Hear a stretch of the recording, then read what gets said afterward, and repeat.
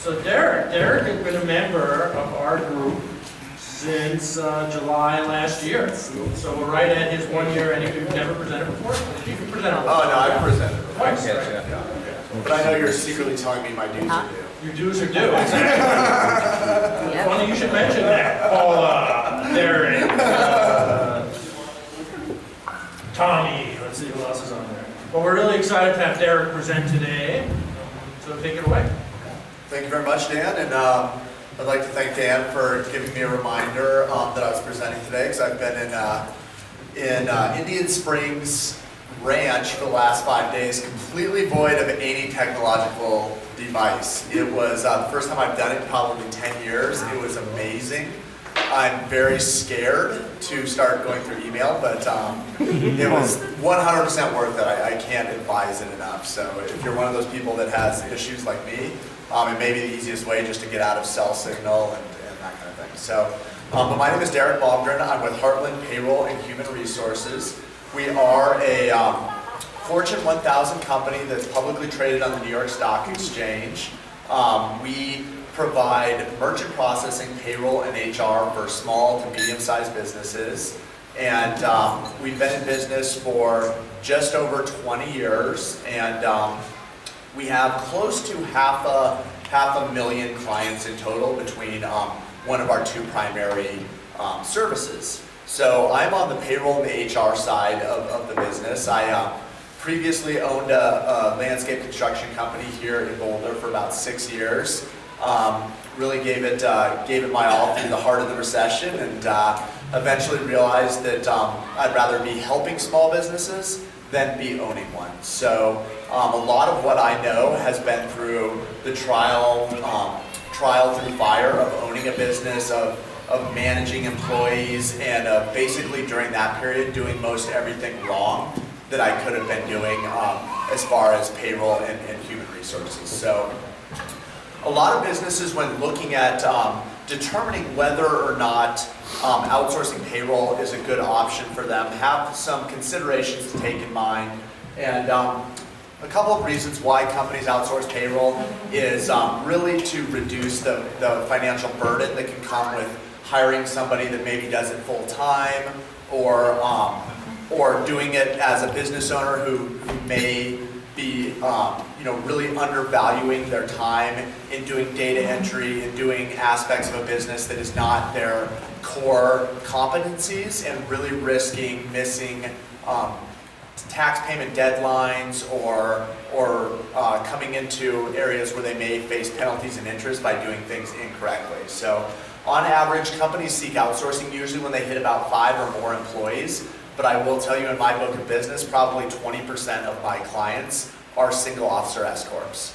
So just a doctor, a lawyer, a mortgage broker, somebody whose time is better spent doing what they do than paying themselves on a monthly basis, quarterly basis, and risking having penalties and interest by doing something wrong. So there is quite a bit of complexity that comes with payroll. There's always constant changes. From 2001 to 2012, there was an average of 1 change per day to the tax code.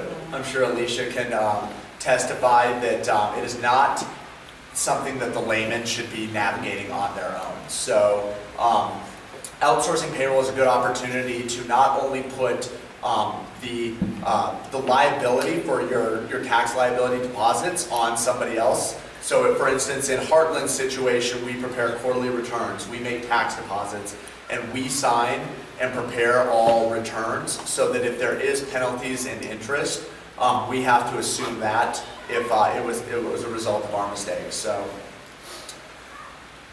really supporting your employees is also another reason why companies outsource their payroll. It may be something as simple as direct deposit. Even with my company, it always came down to Friday afternoon, trying to pull out a tax calculator, doing payroll, on a whim, writing manual checks, doing advances, losing track of things.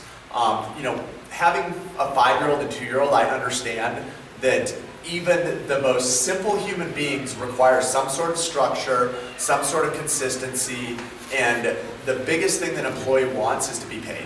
Nobody's working for free, As much as you think that you have a family environment and everybody loves you, at the end of the day, they want to be paid and they want to know when they're going to be paid and they want to know that it's accurate. So, peace of mind, that is, the biggest reason that I'm in what I'm in now. The only time I ever thought about payroll or HR related issues with my company when I had it was when my head hit the pillow. And then I might as well not go to sleep at all because I'm going to worry that I've done something incorrectly. Well, I know as a small business owner you have a lot of worries, and none of them should be tax deposits or human resource related aspects. So going back to the employees, 66% of Americans would experience a financial difficulty if their paycheck was delayed by 1 week. Whether that's a delay based on cash flow, a delay based on disorganization, anything, at the end of the day, your employees are dependent and rely on their income to feed their families or anything of the sort. So being in Boulder, it's always an interesting dilemma because everybody does have very family-oriented businesses. Everybody has a culture that's really relaxed, really laid back, and that's great, and I completely promote it. But going back to the analogy of having a 5-year-old and a 2-year-old, there also needs to be structure. There also needs to be consistency. And when looking at human resources, a lot of that can be set in a couple of ways. The primary basis of human resources is setting an expectation and documenting that expectation. So when you hire a new employee, I don't want your first thought to be when is this person going to leave? How can I keep this person here? What can I do to ensure that they're not going to come in and leave within a week? Well, a lot of that is just based on the expectation you set with an employee. And I'll tell you, nothing is more uncomfortable than every 2 weeks answering another question to an employee or trying to set another expectation of what your rules and procedures are. If you have something as simple as an employee handbook, it's the best place to start. I really recommend that at minimum everybody set up an employee handbook, have it legally or HR certified reviewed, and ensure that your employees know what they're going to expect. It really sets up the company culture, the mission, and the values of the business, and isn't just a way of controlling everything that your employees do. So it really, like I said, communicates your expectations to employees. It shows them their roles and responsibilities. And with our systems, where they have access to the employee handbook online, they can go back and refer to those when they need them. Otherwise, if you're giving somebody a paper copy of a handbook, it's going under the seat of their car at best case scenario, so that if they do need it, they're going to be digging through the car, and at worst case scenario, it probably was signed and immediately discarded. So another thing that an employee handbook does is it tells employees what they can expect from management. When you start a new job as an employee, there's a lot of uncertainty, a lot of areas where the employee is coming into the role the first day. They don't want to look clueless. They don't want to look like they don't know what they're doing. They want to come in and they want to put their best foot forward, but that also may entail knowing what they can expect from their management, knowing what their expectations are, and really ensuring that there's a healthy relationship between management and employees. And one of the most common objections I always common objections I hear is, we're too small. Well, what that means is if you're too small is that if you're the owner of a company, you're going to be addressing these questions all the time. Or worse yet, you might be never addressing the questions and you're going to have an employee that leaves because they don't know what the expectation is. Or you may have one of those uncomfortable questions that comes to you, such as, what is a maternity leave policy? What is vacation policy? A policy where if somebody just was able to access the rules and regulations or policies on that, it may avoid an uncomfortable situation that you have with an employee. A handbook also helps ensure that company policies are clear and consistent.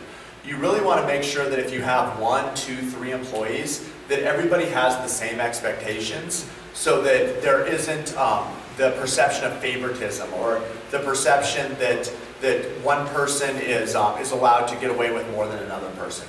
It really lets employees be familiar with the organization's policies relating not only to their employment, but the conduct, maybe their compensation, health and safety, and more. Because once again, an employee is most likely working to compensate and take care of their family, and if they're unsure of how they can excel in your company, they may be looking at elsewhere to figure out where they can excel someplace else. Eighthly, an employee handbook really showcases the benefits that your organization may offer. So maybe you have a health benefit, maybe you have a 401k, maybe you have other benefits that the employees aren't even taking advantage of, that could actually help reduce the tax liability of the business. Really give some sticking point benefits for your employees so that you do get those long-term employees that aren't just working for a 50-cent raise, but are actually working and taking advantage of some of the benefits that you've really worked hard to establish for them. It also shows them that you have an active interest in bettering the livelihood of not only themselves, but maybe also their families. It ensures compliance with state and federal law. The big one right now is that there's going to be overtime rules that are changing for salaried employees starting December 1st. So now anybody that makes under around $47,000 is going to have to track their time and attendance, and they could be applicable to overtime. So where you're going to see a lot of changes in this are the retail spaces, hospitality spaces, where maybe there's a lower salary and more hours expected. Well, that's going to be changing with some regulations that are going to be enacted starting December 1st. It also helps defend against employment claims. So an employee handbook can serve as 2 minutes. 5 minutes. Thank you. That includes questions. Okay, perfect. It also can help protect the business against employment claims, whether or not it's an unemployment application from an employee who chooses willfully to leave the business, or if it's a situation that has to do with a workers' comp claim. Setting up the expectations can really help protect the business and probably even reduce your insurance in aspects, because if an employee is hurt on the job, they're going to need to know what the procedures are to report that, to move further through a claim, and then also what the expectation would be if somebody were to leave the position, and how they may even be able to leave on best terms with the business, so that there could be an opportunity to come back or have a good reference from the business. Lastly, an employee handbook lets employees know where to turn for help. Whether it's a situation of an employee dispute between two employees or an employee that has a situation with management, you want to be able to give your employees a roadmap of how they can report something that can become a far bigger issue and something that can open liability to your business because they weren't sure where to go. A lot of times we see this in harassment situations, or possibly even a criminal situation where the business owner would love to know that opportunity, but there's not a means to report that to the management. So it's really important that they have those outlets. And I apologize, there was more to this. I must have got the wrong one. But with Heartland Human Resources and Payroll, one of the primary functions that I want to do is provide my clients with an HR resource. Payroll is very important to do properly, very important to ensure that your employees are happy, that the federal government, the state government, local governments are being paid. But from an HR standpoint, it's really important that you have these expectations set so that your employees know what they can expect and know how they can perform and excel in your organization. So it could be as simple as needing a performance review or setting a standard for when those performance reviews may be performed in order to show the employees that there is an opportunity for advancement. There is an opportunity to increase your salary or your wages or your benefits, and really helps set those standards so that it's not something that you have to worry about as a business owner in re-explaining or protecting yourself. So, does anybody have any questions that I can immediately answer? Or? Yes, One thing I was wondering about, does Highland encourage anything like templates that businesses can fill in to create an electronic handbook that's all accessible online? Yeah, absolutely. So, so what we do is, templates are great. Templates are a great start, but also you do need to be careful with templates because there is the possibility of getting misinformation. Templates are everywhere available online, and And you just don't, what you don't want to do is get a template that's not customized specifically for your business and then hand that to all of your employees. Because in that scenario, what you're doing is you're basically giving them proof or evidence that you don't know what you're doing that they can then use back against you. So even with our system, we really want to create a custom handbook. So with our system, maybe you have an hour call with a SHRM certified HR advisor that we give you a template. You walk through, you determine, this fits our need, this doesn't, we maybe need to add something, and then we go through and customize it so it's exactly what your employees need and so that it's specific to your business. Sorry, 1 second, Jim. Even here you can see in this example, on our employee self-service, an employee can go in and pull up the handbook here online, and they can acknowledge it, review it, this date stamps it, IP stamps it, and we can build reports showing which employees have and which employees haven't reviewed it. So they can always go back and re-review that, and you can continuously add things at no additional cost. And the HR, with the HR service, the handbook is included in the cost. So, Jim? How much is the HR service? The HR service range usually for even a 5-employee company.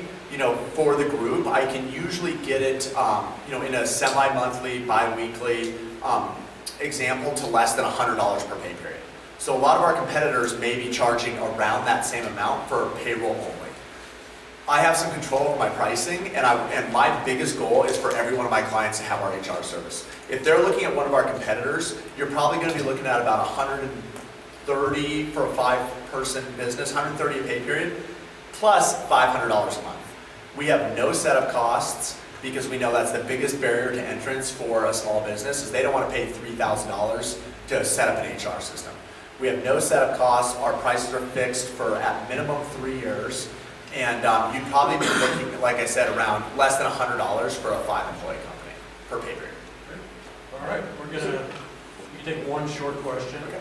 So this is for employees only, not contractors? You can certainly use contractors also. So contractors, if they're run through our system, they would have access to this as well. So they can even go online and pull up their contractor agreement. Contractors can certainly be applicable to this, whether or not they're employees or contractors. The only difference would be just obviously the taxability of them going through the payroll. If they're contractors, there's no taxes taken out. If they're employees, then we would manage the taxes. Fantastic. All right, thanks very much, sir. Thank you.